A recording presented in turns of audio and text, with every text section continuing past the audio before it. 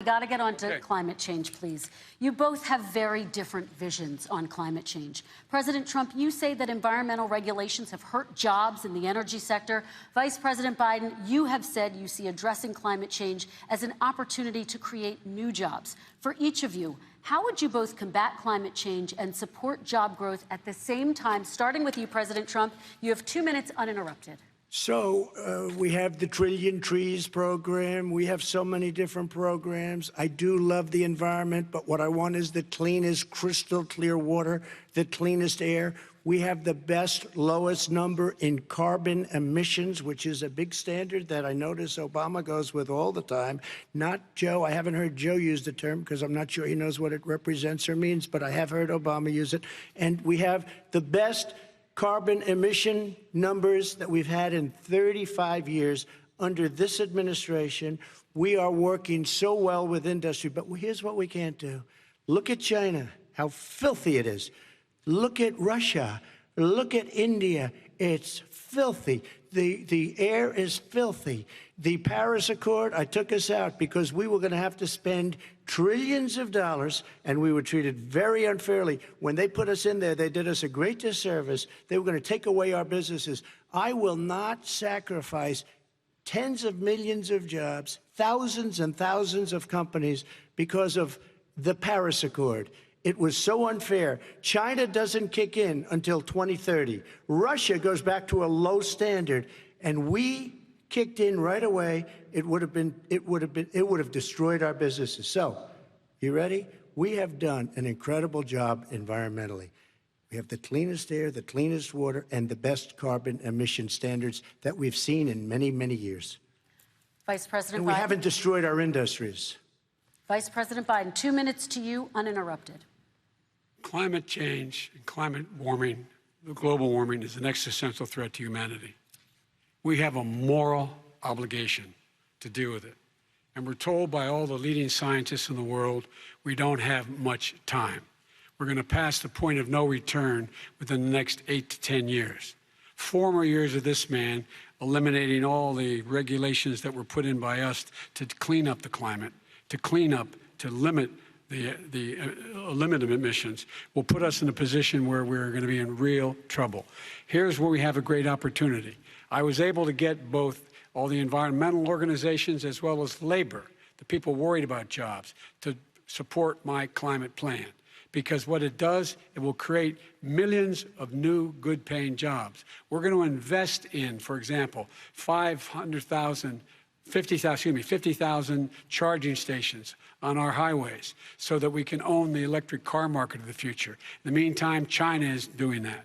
We're going to be in a position where we're going to see to it that we're going to take 4 million existing buildings and 2 million existing homes and retrofit them so they don't leak as much energy, saving hundreds of millions of barrels of oil in the process and creating significant number of jobs.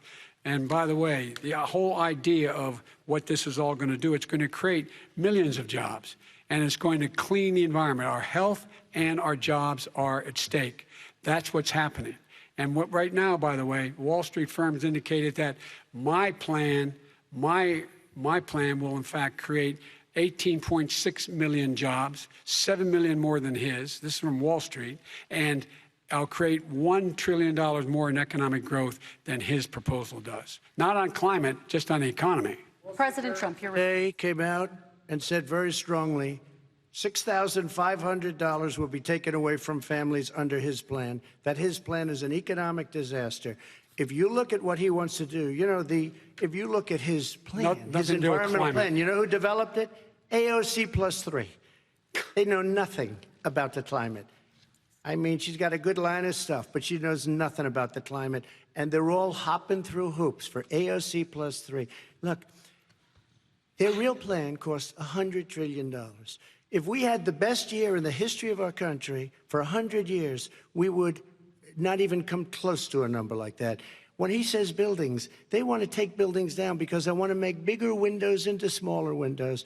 As far as they're concerned, if you had no window, it would be a lovely thing. This is the craziest plan that anybody has ever seen. And this wasn't done by smart people.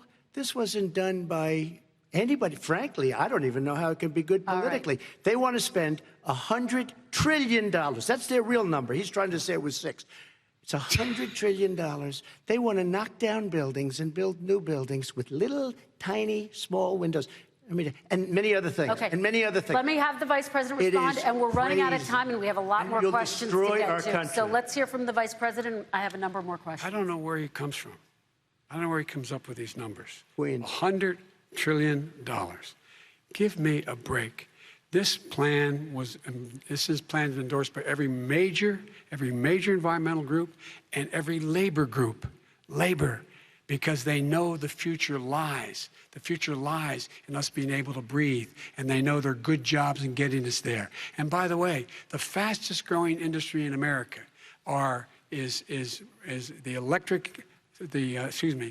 solar energy and wind. He thinks wind causes cancer, windmills. It's the fastest growing jobs, and they pay good prevailing wages, $45, $50 an hour. We can grow and we can be cleaner if we go the route I'm proposing. President Trump, please respond, and then I have some follow-ups. We are energy independent for the first time. We don't need all of these countries that we had to fight war over because we needed their energy. We are energy independent. I know more about wind than you do. It's extremely expensive, kills all the birds, it's very intermittent, it's got a lot of problems, and they happen to make the windmills in both Germany and China. And the fumes coming up, if you're a believer in carbon emission, the fumes coming up to make these massive windmills is more than anything that we're talking about with natural gas, which is very clean. One other thing. Find me a scientist who said that. I love solar, but solar doesn't quite have it yet. It's not powerful yet to really run our big, beautiful factories that we need to compete with the world. So false. It's all a pipe dream. But you know what we'll do? We're going to have the greatest economy in the world. But if you want to kill the economy, get rid of your oil industry. You want, and what about fracking? All right, let me allow Vice President Biden to respond. I never said I oppose fracking. You said it on tape. I did. Show the tape. Put it on your website. I'll put it on. Put it on the website. The fact of the matter is he's flat lying. Would you rule out banning fracking? I do rule out banning fracking because the answer, we need other industries to transition to get to ultimately a complete zero emissions by 2025. What I will do with fracking over time is make sure that we can capture the emissions from the fracking, capture the emissions from gas. We can do that, and we can do that by investing money and doing it. But it's a transition to that. I have one more question in this pod, and then we have... He was against fracking. He said it. I will show that to you tomorrow. I am against fracking. Until he got the nomination, went to Pennsylvania, then he said, but you know what, Pennsylvania? He'll be against it very soon because his party is totally against it. Fracking on federal land, I said. No fracking or oil on federal land. Let me ask this final question in this section, and then I want to move on to our final section. President Trump, people of color are much more likely to live near oil refineries and chemical plants. In Texas, there are families who worry the plants near them are making them sick. Your administration has rolled back regulations on these kinds of facilities. Why should these families give you another 4 years in office? The families that we're talking about are employed heavily, and they're making a lot of money, more money than they've ever made. If you look at the kind of numbers that we produce for Hispanic, for Black, for Asian, it's 9 times greater, the percentage gain, than it was under, in 3 years, than it was under 8 years of the 2 of them, to put it nicely. 9 times more. Now, somebody lives, I have not heard the numbers or the statistics that you're saying, but they're making a tremendous amount of money economically. We saved it, and I saved it again a number of months ago when oil was crashing because of the pandemic. We saved it. We got, say what you want about relationship, we got Saudi Arabia, Mexico, and Russia to cut back, way back. We saved our oil industry, and now it's very vibrant again. And everybody has very inexpensive gasoline. Remember that. Vice President Biden, your response, and then we're going to have a final question for both of you. My response is that those people live on what they call fence lines. He doesn't understand this. They live near chemical plants that, in fact, pollute, chemical plants and oil plants and refineries that pollute. I used to live near that when I was growing up in Claymont, Delaware.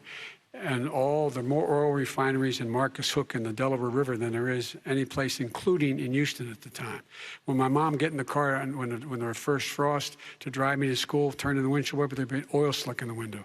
That's why so many people in my state were dying and getting cancer. The fact is, those frontline communities, it doesn't matter what you're paying them, it matters how you keep them safe. What do? And you impose restrictions on the pollutions the pollutants coming out of those fence line communities. Okay, I have one final question. Would he close down the oil industry? It falls. Would you close down the oil industry? By the way, I would transition from the oil industry, yes. Oh, I will that's transition. a big statement. It is a big statement. That's a because big statement. I would stop. Why would you do that? Because the oil industry pollutes significantly. I see. Here's the deal. But That's you a can't big do statement. that. Well, if you let me finish the statement, because it has to be replaced by renewable energy over time. And I'd stop giving to the oil industry, I'd stop giving them federal subsidies. He won't give federal subsidies to the gas, excuse me, to solar and wind. Yeah. Why are we giving it to oil industry? We actually do give it to solar and wind. We And have that's one maybe the final biggest question. statement in terms of business. That's the biggest statement. Okay. Because We have basically one what he's final saying question, is he is Mr. going to President. destroy the oil industry.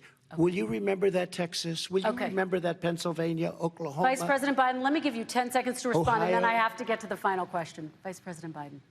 He takes everything out of context. But the point is, look, we have to move toward a net zero emissions. The first place to do that by the year 2035 is in energy production. By 2050, totally. All right. One Is he final gonna get question China to both do of it? you. No, we're finished with Is this. he We going have to to get move on China to to our do it? final question. We have to I'm move going on to to our final rejoin Paris question. Accord and make China abide by what they agreed to. All right. That'll This cost you is a about